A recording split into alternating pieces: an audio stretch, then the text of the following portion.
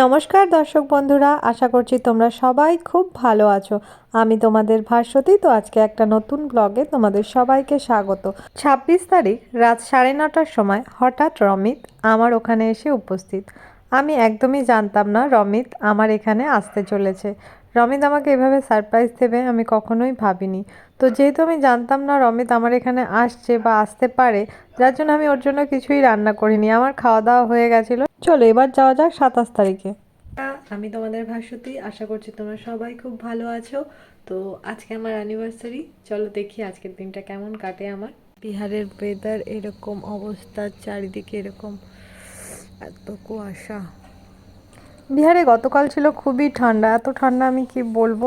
তো রোজই সকালবেলার দিকটা ঠান্ডা খুব বেশি থাকে, তারপর দুপুরে ঠান্ডাটা কম।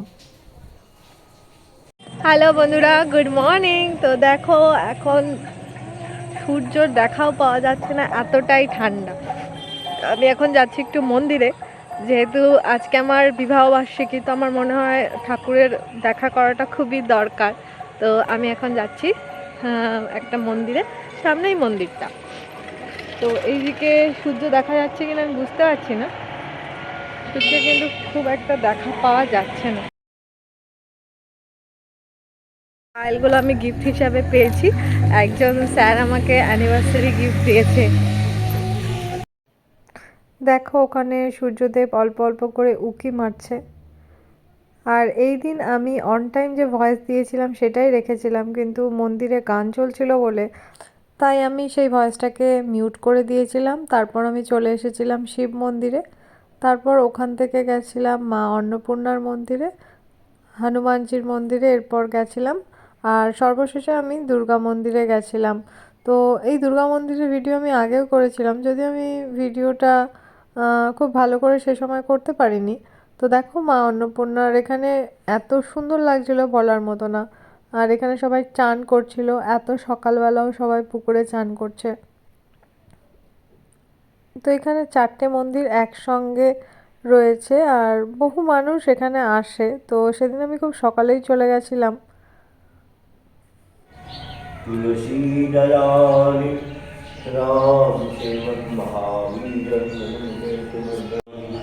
রাম সেবক মহাবীর।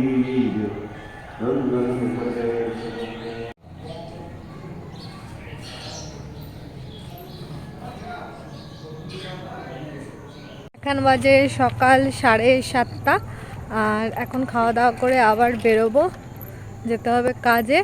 তো আজকে আবার বাড়ি যাব। সাডেনলি রমিত চলে এসেছে, তো ওর সঙ্গে বাড়ি চলে যাওয়ার প্ল্যান আছে একটা। তো আগে যাই, ওখানে গিয়ে একটা অ্যাপ্লিকেশান দিতে হবে, যেহেতু বাড়ি গেলে তো আর আজকে চলে আসতে পারবো না, দুদিন থেকে তারপরে আসবো। তো এসপিএল নিয়ে তারপরে ওখান থেকে আসবো। চলো দেখতে থাকো ব্লগটা।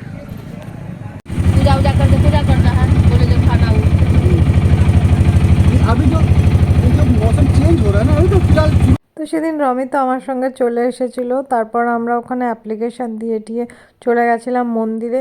মন্দিরে গিয়ে সেখানে পুজো দিয়েছিলাম দুজনে মিলে। পুজো বলতে তেমনভাবে পুজো দেওয়া আমাদের হয়নি, তো দুজনে ওখানে মেনলি প্রণামই করতে গেছিলাম। তো এখানে দেখতে পাচ্ছি রমিতও প্রণাম করছে।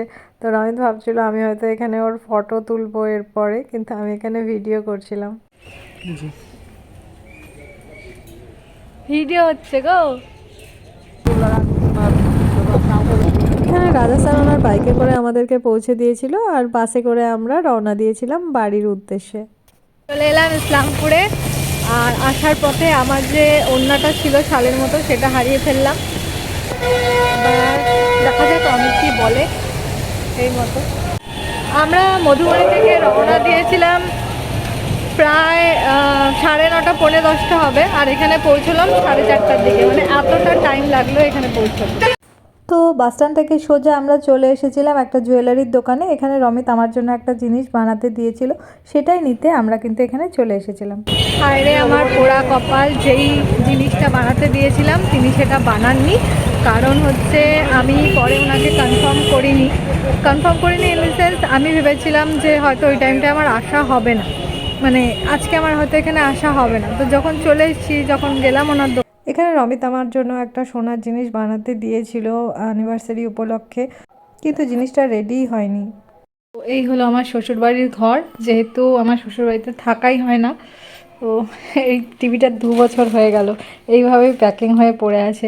ঘরটা ছোট, যার জন্য চারিদিকে কোথাও টিভিটা লাগানোর জায়গা হয়নি। তো যাই হোক, এখন রুম টুমগুলো একটু পরিষ্কার করব। এই সময় জাস্ট রুমে ঢুকেছিলাম, তো আমি হাঁপাচ্ছিলাম, সিঁড়ি দিয়ে উঠে গেছি, তার জন্য। খুব একটা শাড়িও আমার নেই, বেশিরভাগ শাড়ি আমার দাসপাড়ার বাড়ির আলমারিতে আর মধুবনীতে। তো দেখি কি পরা যায়, নাকি বিয়ের শাড়িটাই পরে ফেলবো। এটা আমি গৃহপ্রবেশে গিফট পেয়েছিলাম, তো ভাবছি আজকে এটাই ইউজ করি।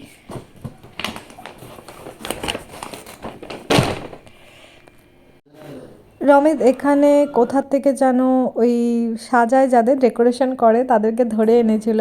27 তারিখে ছিল অনেকগুলো বিয়ের দিন, তো এদেরকে পাওয়াও অনেক কষ্টসাধ্য ব্যাপার ছিল, কিন্তু তবুও রমিত কোথার থেকে ধরে এনেছে। ইভেন রমিত আমাকে না জানিয়ে সব রকমের অ্যারেঞ্জমেন্ট করে রেখেছিল সেদিন। তো রান্নার লোকও নিয়ে এসেছিল, ইভেন অনেক ধরনের আইটেম বানানোর ব্যবস্থাও করে দিয়েছে। আর এখানে সব কিছুই ও ফোনে করেছিল। আর আমি আসার পর আমার 2 বন্ধুকে বলেছিলাম আসার জন্য, ওরা এসেছিল। আর ফোনেই আমি যখন আমি বিহার থেকে আসি তখন আমার বান্ধবী যে ইসলামপুরে থাকে, টুম্পা, ওকে বলেছিলাম আসার জন্য। আর এখানে দেখো আমি হয়ে গেছি রেডি। তো এটাই পরে নিয়েছিলাম, আমার বিয়ের শাড়িটাই আমি সেদিন পরে নিয়েছিলাম, কারণ আমার বেশিরভাগ শাড়ি হয় দাসপাড়ার বাড়িতে নয় মধুবনীতে আছে, যার জন্য এখানে কিছু শাড়ি আছে। তো ভাবলাম এটাই আজকে পরি। তো জাস্ট সিম্পলভাবে আমি এখানে রেডি হয়ে গেছিলাম, তারপরে আমি কেক মারছিলাম দেখো। তো তার প্রথমে যে ভিডিওটা স্টার্ট করেছিলাম সেখানে তোমাদের দেখিয়েছিলাম যে আমি একটা দোকানে যাচ্ছিলাম, তো রমিত আমার জন্য একটা সোনার কিছু অর্ডার দিয়েছিল, কিন্তু সেটা আলটিমেটলি আর নেওয়া হয়নি। আর এখানে দেখো রমিতের মামাতো বোন আর বোনের বর, ওরা সবাই মিলে একটু ডেকোরেশন করছিল। এই ডেকোরেশনটা লোকে করে দিয়ে গেছিলো, কিন্তু হ্যাপি অ্যানিভার্সারি লেখা যে ব্যাপারটা সেটা ওরাই করছিল। তো সবাই এসেছিলো, ও রমিত ফোন করে ওদেরও বলেছিল, ইভেন ওর মাসিদেরও আসতে বলেছিল। খুব কম সময়ের মধ্যে রমিত সব অ্যারেঞ্জমেন্টগুলো করেছিল, যার জন্য সবাইকে বলা হয়ে ওঠেনি।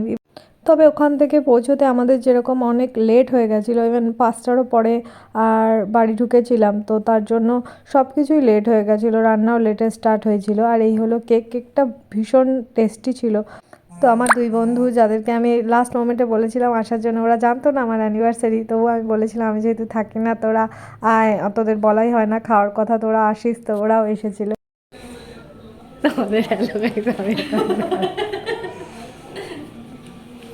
এখানে দাসপাড়ার বাড়ির থেকেও আমার মা বাবা এসেছিল, আর আমার পিস্তত দাদা, ওরা যেহেতু ইসলামপুরেই থাকে ওরা এসেছিল, কিন্তু বড় দাদা আসতে পারেনি, ওদের এক জায়গায় ইনভিটেশন ছিল। তো সেদিন প্রচুর বিয়ে ছিল, তারপরে সবাই এসেছিল। আর এই পুরো ভিডিওগুলো আমার বান্ধবী টুম্পাই করছিল, আগের ভিডিওটা আমি করেছিলাম, কিন্তু ও ও আমাকে প্রচুর উৎসাহিত করে। মাঝে মাঝে তো আমার এইসব ভিডিও করার ইচ্ছে চলে যায়, তো ও আমাকে বলে ছাড়বি না ছাড়বি না, কর। তো আমার ফ্রেন্ডসদের মধ্যে টুম্পা খুবই আমাকে উৎসাহিত করে যে না, করাটা ছাড়বি না, কর। তো দেখো এখানে সবাই এসেছিল, মা বাবা আর বাড়ির লোক সবাই মিলে এই দিনটাকে আমরা সবাই মিলে উদযাপন করেছিলাম। এটা হচ্ছে আমার মামা শ্বশুর, আর এটা হচ্ছে আমার জা, আর এখানে দাদার 2 মেয়ে আর টুম্পার মেয়ে অনেক বড় হয়ে গেছে।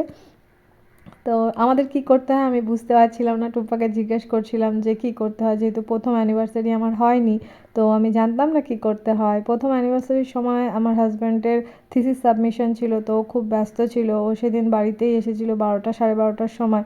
তো ফার্স্ট সেলিব্রেশনটা আমার হয়নি, তার জন্যই রমিত আমাকে এইভাবে সারপ্রাইজ দিয়েছিল, আমারও খুব ভালো লেগেছিল।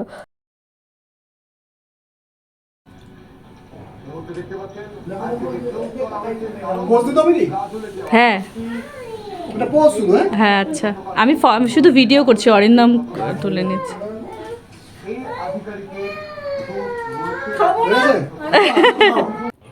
তো এখানে রমিত আমাকে কেকটা খাইয়ে দিচ্ছিল আর কেকটার আমি মজা নিচ্ছিলাম। কেকটা সত্যিই খুব দারুণ ছিল।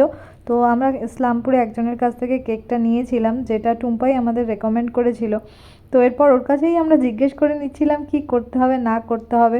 তো ও বলছিল যে বড়রা যেন আশীর্বাদ করে, সবাই যেন আশীর্বাদ দেয়। তারপর একে একে সবাই আমাদেরকে আশীর্বাদ করতে উঠেছিল। আমার অ্যানিভার্সারির অনুষ্ঠানে আমি সবাইকে বলে উঠতে পারিনি, তার জন্য আমি খুবই দুঃখিত। আর এর মূল কারণ হলো সময় সংকীর্ণতা। আর যেহেতু আমার বন্ধু বান্ধবরা বেশি দাসপাড়াতে থাকে, তো আমি যদি বলিও ওদের, ওরাও আসতে পারবে কিনা সন্দেহ। ইভেন আমার ওরা না আসলে খারাপ লাগবে, আর ওরা না যেতে পারলে ওদেরও খারাপ লাগবে। তো আর এইটুকু সময়ের মধ্যে কাউকে বলাও পসিবল হয়নি, যার জন্য আমি খুবই দুঃখিত। অনেকে হয়তো বলবে যে ভাস্বতী আমাদেরকে বললো না। জানো তো বন্ধুরা, আমি যখন ছোট ছিলাম, ছোট বলতে অনেক বড় হয়েও আমার কিন্তু জন্মদিন হতো। আর সেই জন্মদিনে আমি আমার সব বন্ধু বান্ধবদেরকে বলার চেষ্টা করতাম। তাতে কি হতো, অনেক দিন পর আমাদের সবার একটা মিট আপ হতো, তো সবাই সবার সঙ্গে দেখা হতো, আমার খুবই ভালো লাগতো। তো আমি সবসময় চাই যাতে আমার সব বন্ধু বান্ধবদের সঙ্গে আবার দেখা হয়, সবাই একসঙ্গে আবার থাকতে পারি, কথা বলতে পারি। কিন্তু সবাই এখন এত বড় হয়ে গেছি যে কারো সঙ্গে কারো দেখা হয় না, কথা হয় না। ফোনে কথা হলেও হয়তো একটু কথা হলো, সবাই ব্যস্ত, সবার বাচ্চা কাচ্চা হয়ে গেছে, সবার কাজ। তো সেক্ষেত্রে কারো তেমনভাবে আগের মতো আর দেখা হয় না। আগে যেরকম সবাই ঘন্টার পর ঘন্টা একসঙ্গে থাকতাম, টিউশন পড়তে যেতাম, স্কুলে দেখা হতো, তো দেখা হওয়ার যে পরিধিটা ছিল সেটা ছিল অনেক বেশি। কিন্তু যতই বড় হচ্ছি, দেখা হওয়াটা যেন একদম হচ্ছেই না বলতে পারো। যাই হোক, এই হলো আমার মা। তো আগে আমার শ্বশুর শাশুড়ি মা, বাবা সবাই আমাকে আশীর্বাদ করেছে, তারপরে মা করেছে, ইভেন আমার যা, তারপর রমিতের দাদা মানে উন্নত দাকে আমি আগে থেকেই উন্নত দা বলি। তো সেইভাবে আর তেমন আপনি করে কথা বলা হয়ই না। তো আমি তুই তুকারি করেই এখনও কথা বলি, কিন্তু জিনিসটা চেঞ্জ করা দরকার, কিন্তু হয়ে উঠছে না। যদিও রমিতকেও আমি তুই তুকারি করেই কথা বলতাম, কিন্তু এখন যদিও বা তুমি করে এখন কথা বলি। আর এটা হচ্ছে আমার মামা শ্বশুর। আর দেখতেই পাচ্ছো অনুষ্ঠানে বেশিরভাগই ফ্যামিলির লোক, শুধু আমার 2-3টে বন্ধুবান্ধবী এসেছিল। তো পুরো অনুষ্ঠানটাই ফ্যামিলির লোক নিয়েই হয়েছিল। আর রমিতের মাসি এসেছিল, মামাতো বোন এসেছিল, আর মামাতো বোনের বাড়ির লোকেরা এসেছিল, আর আমার পিস্ততো দাদারা এসেছিল। এই নিয়েই পুরো অনুষ্ঠানটা করা হয়েছিল। আর কেকের রেফারেন্স টুম্পা দিয়েছিল, যার জন্য রমিত ওকে অনেক ধন্যবাদ জানিয়েছে যে কেকটা খুব ভালো ছিল। আর টুম্পা অনেক সাহায্যও করে। ইভেন ও যেহেতু ইসলামপুরে থাকে, তো ইসলামপুরে কোনো কিছু একটা জিনিস জানতে বা করতে হলে আমরা ওর কাছেই জিজ্ঞেস করি যে টুম্পা কোথা থেকে কিনবো কিংবা কোথা থেকে করব, তো ও আমাদেরকে বলে দেয়। তো এবার চলে এলো খাওয়ার পর্ব। খাওয়ার পর্বতে যেহেতু তেমন লোক ছিল না, তো রমিতই খাওয়ার জন্য একদম এঁঠো কাটা সব গায়ের মধ্যে তুলে নিয়েছে, ওই দিচ্ছিল। রমিতদের বাড়িতে যেহেতু রমিতরা 3 ভাই, তো খুব একটা যে কোনো কাজে অসুবিধা হয় না, কারণ ওরা সবাই খুব কাজ করতে আরম্ভ করে বাড়িতে কিছু হলে পারে। এরকম না যে এক ভাইয়ের কোনো কিছু হলে আর এক ভাই করবে না। তো আমি ওদের বাড়িতে এই জিনিসটা খুব ভালো দেখি, কি কারো কিছু থাকলে পারে সবাই সেহেতু কাজটা খুব ভালোভাবে সম্পন্ন হয়ে যায়। তো এখানে সবাই খাওয়া দাওয়া করছিল। তো খাওয়ার মেনুটা আমি কি বলবো, বলাটা কি উচিত হবে? যাই হোক, আমি বললাম না, পরে আমি তোমাদেরকে দেখিয়ে দেবো কি কি খাওয়ানো হচ্ছিল। অ্যাকচুয়ালি খাওয়ানো বলতে খুব শর্ট পিরিয়ডের মধ্যে রমেশ যতটা আয়োজন করতে পেরেছিল, আমি হয়তো সেটাও হয়তো পারতাম না। শুধুমাত্র ফোনে ফোনে বন্ধুকে দিয়ে ও কিনিয়ে নিয়েছিল জিনিসগুলো, আর ওর বাবাও কিছু জিনিস কিনে এনেছিল। তো এখানে মাটন করেছিল, চিকেন করেছিল, মাছ করেছিল, ছোট মাছ, বড় মাছ, তারপরে ডাল, বাঁধাকপি ঘন্ট, সবজি, বেগুন ভাজা, পাঁপড়, মিষ্টি, চাটনি আর দই, এই জিনিসগুলো ছিল। আর এবার ছিল বিদায়বেলা। আমি টুম্পা ওদের ইভেন বন্ধুদেরও বিদায়ের ভিডিও করেছিলাম, কিন্তু এগুলো এত অন্ধকার হয়েছে যে সেই ভিডিওগুলো আমি আর দিলাম না। তো যখন সবাই চলে যায় সত্যিই খুব খারাপ লাগে, বিশেষ করে কাছের মানুষগুলো।